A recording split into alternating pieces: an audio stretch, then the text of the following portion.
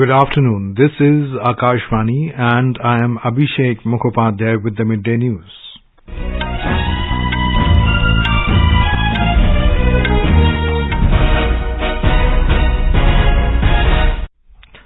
The headlines.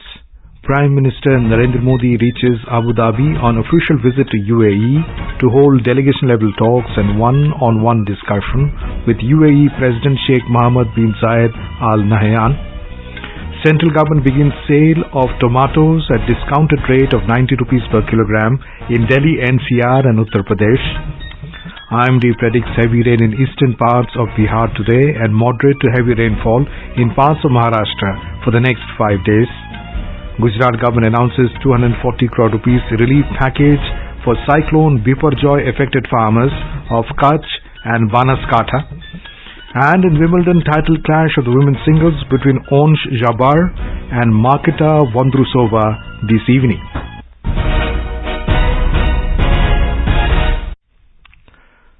Prime Minister Narendra Modi arrived in Abu Dhabi today, concluding his 2-day trip to France. This marks his 5th visit to the United Arab Emirates. Upon his arrival, he was received by Crown Prince Khalid bin Mohammed Al Nahyan of Abu Dhabi along with other senior officials of the UAE. The Prime Minister was accorded a guard of honor. More from a correspondent.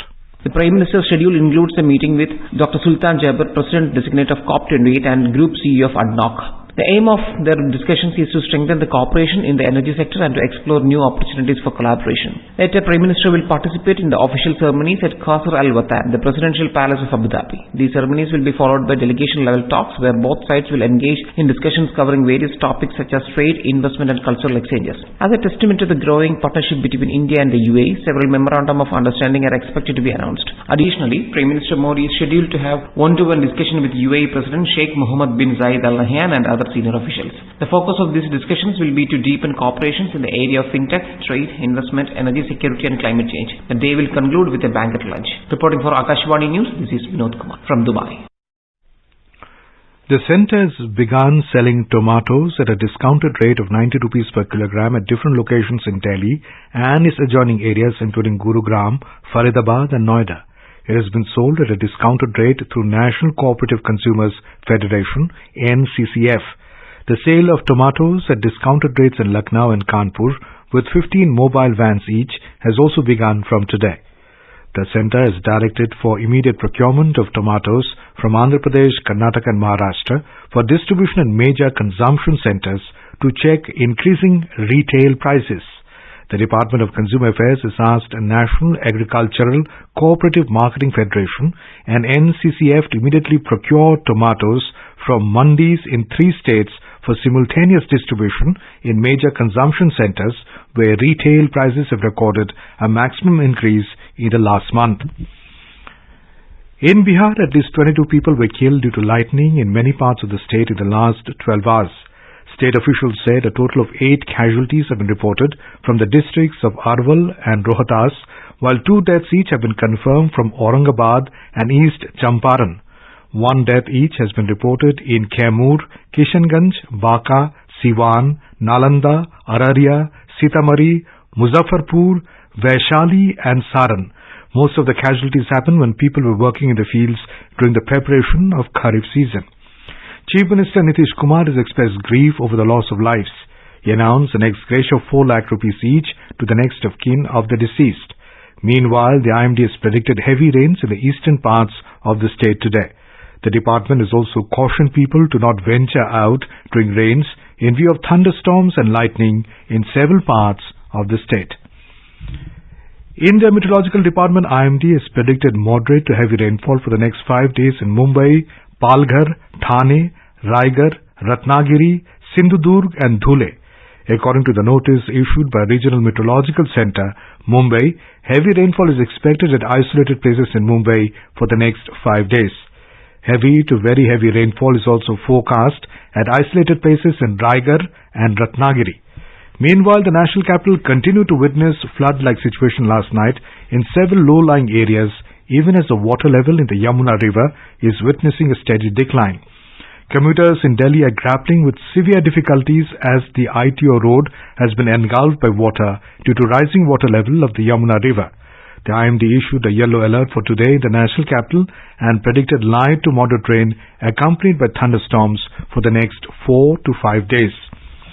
Delhi Traffic Police in its advisory has said that due to receding water level of the Yamuna, some roads have been opened for traffic movement while traffic regulations are still in effect on some roads. It said Bhairav Marg from Mathura Road to Ring Road carriageway and Vikas Marg from ITO to Lakshminagar, both carriageways have been opened, while the Ring Road from Shantivan to Rajghat and towards ISBT is still closed. DMRC has informed that the speed restriction imposed while crossing metro bridges over Yamuna has been removed and all metro trains are running at normal speed now. A 4-member high-level committee of the BJP has reached Patna to probe the incident of a lathi charge by police and the circumstances of the death of party leader Vijay Kumar Singh in the capital city during Vidhan Sabha March last Thursday. Former Chief Minister of Jharkhand, Raghuvar Das, is the convener of the committee. BJP MPs Manoj Tiwari, V.D. Ram and Sunita Duggal are also part of the fact-finding squad. The committee will submit its conclusions to BJP National President J.P. Nadda. The BJP has appointed Union Minister Narendra Singh Tomar as the convener of the party's State Election Management Committee for forthcoming assembly elections in Madhya Pradesh. The decision to this effect was taken by BJP Chief Jagat Prakash Nadda. Meanwhile, BJP today criticized Congress over Jawaharlal Nehru's foreign policy regarding Pakistan and China, saying India is still paying a horrific price for Congress's misdeeds.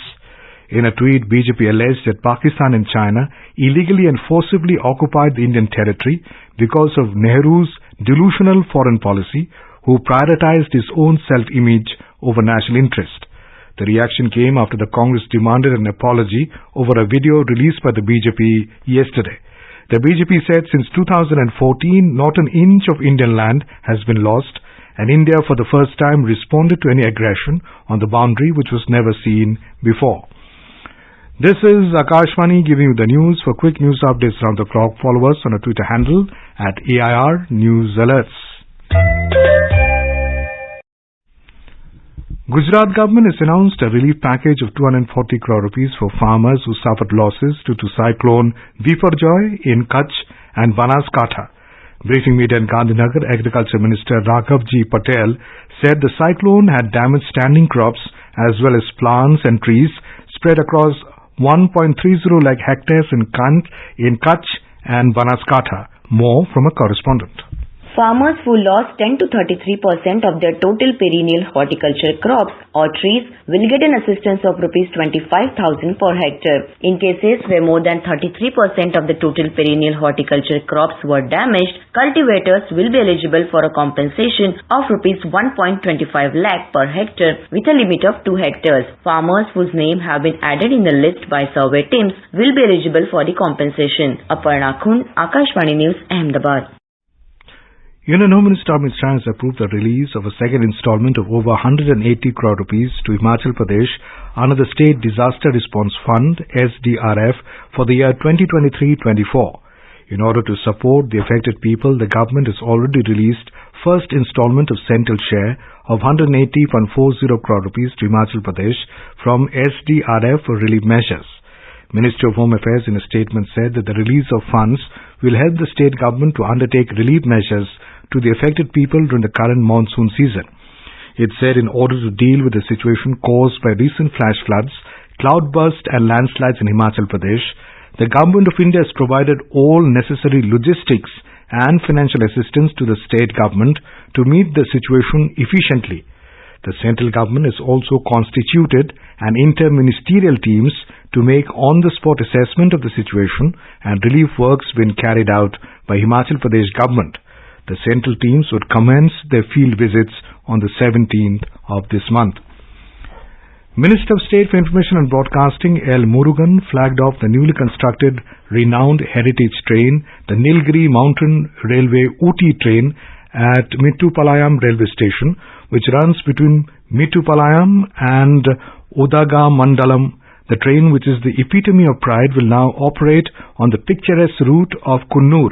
This new development by the Indian Railways Department in its revamped form has been introduced to efficiently cater to the increasing number of tourists and to enhance their travel experience.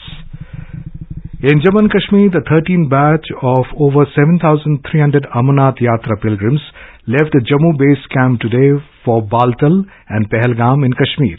With this, 80,118 pilgrims have so far departed the Jammu base camp for Kashmir Valley since the 30th of June. A total of 187,114 pilgrims have visited Amarnath Shrine since the 1st of July. G20 Finance and Central Bank Deputies FCBD meetings will conclude in Gandhinagar today. On the first of the meeting, the delegates deliberated upon streamlining the financial priorities of the working groups under India's G20 presidency. The communique drafting is underway on the second day of the meeting. The two-day meeting has been organized ahead of the third G20 Finance Ministers and Central Bank Governors meeting, which is scheduled to take place in Gandhinagar on the 17th and 18th of this month. Union Finance and Corporate Affairs Minister Nirmala Sitharaman and Governor of the Reserve Bank of India RBI Dr. Shaktikanta Das will jointly chair the meeting. Secretary Department of Economic Affairs Ajay Zayed said the meeting will focus on 5 major global issues, including sustainable financing and international taxation. पहला global economy और global health के बारे में, दूसरा sustainable finance और infrastructure के बारे में, तीसरा वैश्विक स्तर पे फाइनेंशियल आर्किटेक्चर किस रूप में हो इसके बारे में, चौथा वैश्विक स्तर पर टैक्सेशन की व्यवस्था और पांचवा फाइनेंशियल इंक्लूजन और फाइनेंशियल सेक्टर के जो मुद्दे हैं उसके ऊपर चर्चा.